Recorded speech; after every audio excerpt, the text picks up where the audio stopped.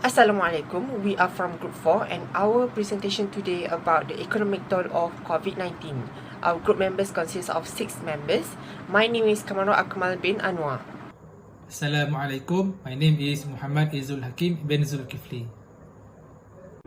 Hi, my name is Hashri Aiman bin Hairul Adham. Hi, my name is Nur Ada Shazri binti Sharizar. Hi, my name is Nur Husnina binti Sayuti. My name is Nur Zuleka binti Samsudin.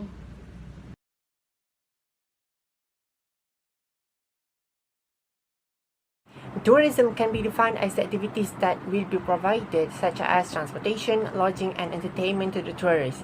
The tourism sector has collapsed around the world because of the COVID-19 issues. Most of the people might wonder, why does this tourism sector give a huge impact to the government? The dominant reason is this sector is one of the largest contributors to the country in gaining profit for every year. Tourism can be positively affected by injecting more income and employment and also enhancing competition and investment. This is because the tourism sector may include transportation, accommodation, attraction, heritage and cultural sites. As we can see in Thailand, they have collected around 397 million in 2019 and more than half of them comes from the tourism sector. As soon as the COVID-19 occurred in the Southeast Asia and around the world, most of the workers in tourism sectors has been dismissed due to the financial crisis faced by their organization. They have insufficient budget to cover up their liabilities for a shorter period, and they have to take this move in order for them to sustain in the global market during the COVID-19 pandemic. Ministry of Defence Ismail Sabri Yaakob made for banning outsiders to visit Malaysia for no valid reason, and this is because some countries might let their people travel around the world even in the COVID-19 crisis. And most of the countries use the same method in order to secure the country with the virus that can be imported by the tourist itself. Majority of the airlines has to shut down their operation and dismiss their workers in order to cut their costs to cover up their loss due to the pandemic.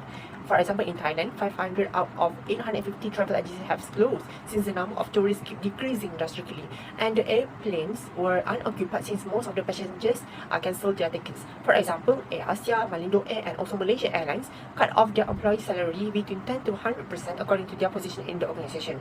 While in Singapore, in order for them to help to weather this crisis, it decides to offer 6.2 billion bonds in order for them to help tourism sector.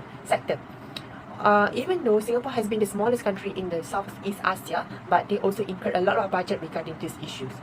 On the other hand, Thailand and Cambodia opened their international borders at this moment while the other ASEAN members still remain closed. Even though there are availability to visit that particular country, the foreigners have to implement quarantine for 14 days and Cambodia for 21 days. They have to make sure that the foreigners follow the standard operating procedure SOP so that they can prevent the virus from spreading from time to time. They initiate this because they want to collect revenues even though it is not as much as the past few years. It is because the government wants this sector for not depending on the government budget since the government has spent a lot of budget to curb the virus. So I shall pass this presentation to the next presenter, Hashir Aiman. Thank you, Kamarul, for the good interpretation just now. We will continue with the next point of COVID-19 impacts on the tourism industry, by which, according to Sigala, Malaysia government has implemented stimulus packages and interventions in terms of tax relief, subsidies and payment deferrals in order to secure the viability and progression of the tourism industry in the country. Based on the stimulus package under Pemerkasa, the Malaysian government has extended the exemption for tourism tax and service tax for hotel accommodation until 31st December this year. Also, individuals who purchase tourism packages from tour agency under Ministry of Tourism, Arts and Culture, which is MOTAC, are also eligible for tax relief up to 1,000 ringgit. Next, the COVID-19 has made tourism education strained with suspension of industry internship, job recruitment and shady career routes. For example, tourism programs and universities in Southeast Asia, especially, are struggling to retain students and to receive corporate and government sponsorship like before. Despite the fact that the COVID-19 pandemic has damaged the whole tourism system in Southeast Asia, there are a variety of initiatives by the countries to redevelop their tourism industries, including recovery plans by phases, financing cash assistance, and promoting smart digital tourism. Thus, we can conclude that COVID-19 has brought important lessons to the tourism sector as well, to the government and tourism researchers regarding the implications of global change toward this industry. The aim now is to take the lessons and encounter it in order to redevelop sustainable tourism industry in the region. Now that's the end of the question 1. I shall pass to the next presenter to discuss on question 2.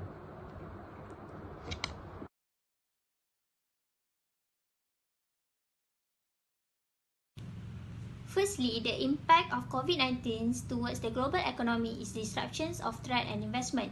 Trade and investment is economic activity whereby the country will exchange, sales or buy goods from the other country in order to expand their market entrance or increase their revenue from the gross domestic products or foreign direct investment.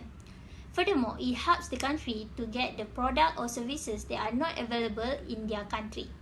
The product or goods include the foods, oils and clothes. On the other hand, the services include the consulting, banking, tourism or manufacturing. However, because of COVID-19 situation, the economic activity negatively affect a company profits and business because there are new rules and regulations for the COVID-19 restrictions whereby the travel bans and strict regulation for trade and investment activities. According to the World Commerce Organization, worldwide world trade declined 13% to 32% in 2020 as a result to the pandemic. Import and export activity are being disrupted whereby the demand for the import and export flows between the countries are steeply falling. For instance, there are crucial crises for China economic growth because the demand and consumption for their trade and services decreasing because it needed two directions in which most of the country has restricted the movement in their country. Besides, import-dependent countries suffered supply shortage as China stopped several of its export operations. Hence, it is hard for the other organization or stakeholder to make an investment in the country because they are scared to take the risk because of the COVID-19 situations. For example, the business investments in United States has shrunk 37.7%, prolonged to the low demand of the trade and investment economic activity.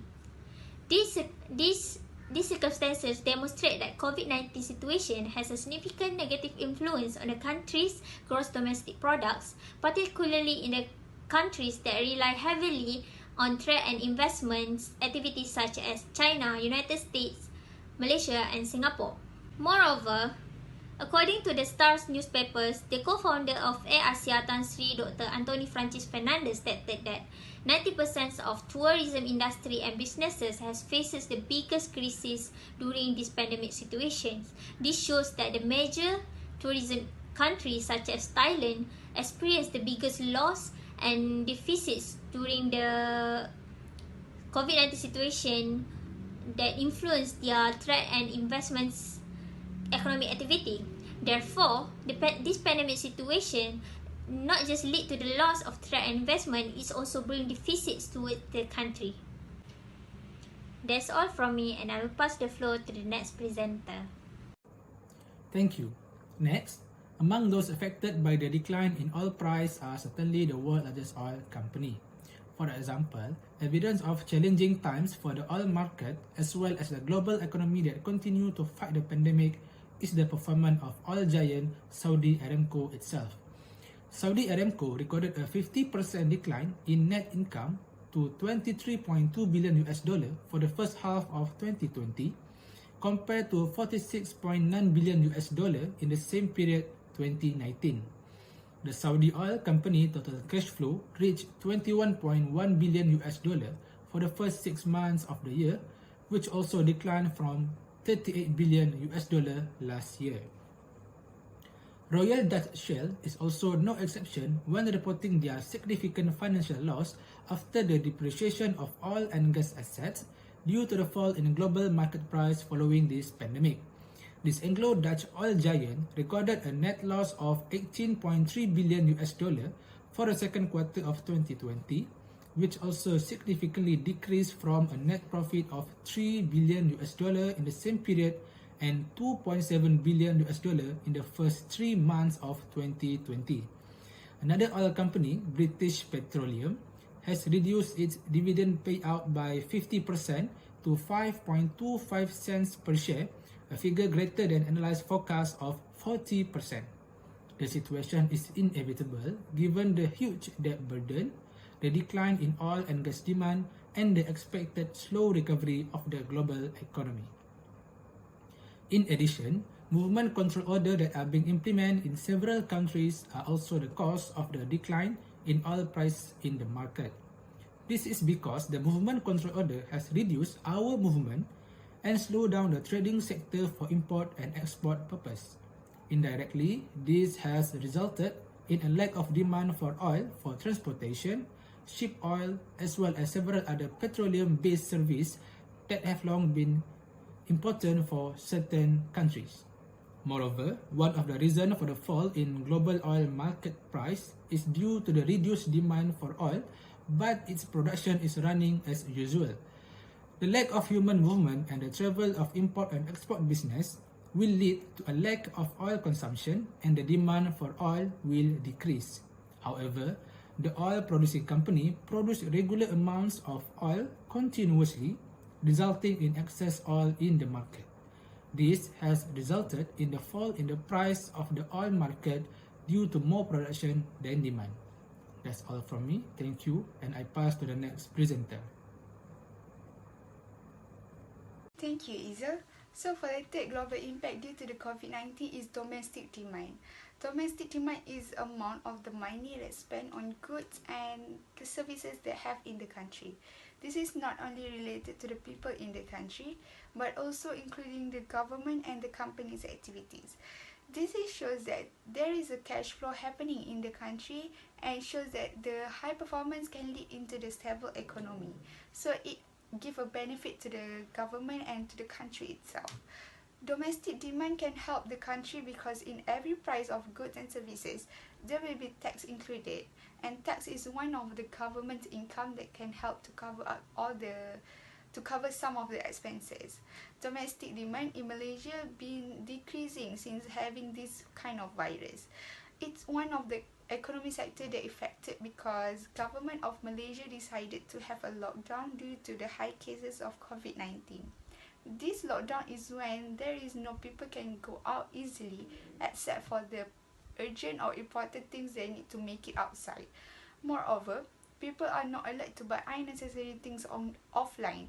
This is because some of the sectors are not allowed to operate except for the supermarket, company that related to the water supply and to the electric supply and so on.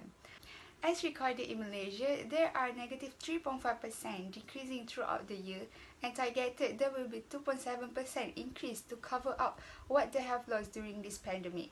This result is because of people cannot go out as much as they can like usual.